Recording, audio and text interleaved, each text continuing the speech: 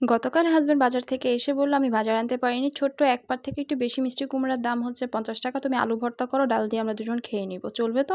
আমি বললাম, "ঠিক আছে।" সামনে যেহেতু শীতও চলে আসছে তাই ভাবলাম কেন না কিছু একটা করা যাক। আলুটাকে যদি একটু সুন্দরভাবে পরিবেশন করা যায়, ৳১,০০,০০০ প্রয়োজন নেই। ৳৭০ তেই খুশি আমরা, তাই না?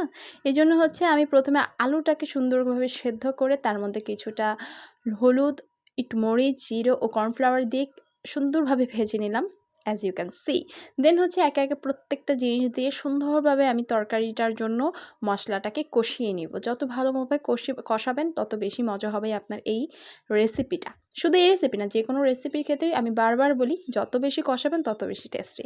যখন কষানো হয়ে যাবে তখন এর মধ্যে আমি আলুগুলো দিয়ে সুন্দরভাবে সামান্য পরিমাণ পানি দিয়ে ওইটাকে আমি কুক করে নিব। বেশি পানি দেওয়ার দরকার নেই, একটু মাখো, মাখো থাকলেই কিন্তু ভালো লাগে। এই জিনিসটা কিন্তু আপনি লুচি, ভাত, পরোটা যেকোনো জিনিস দিয়ে খেতে পারবেন।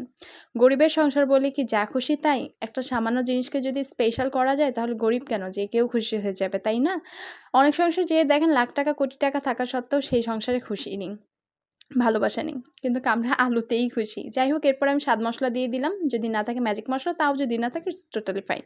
দেন দেখেন, look at the texture and কি সুন্দর কালার আসছে, তাই না? খেলে চলে আসেন।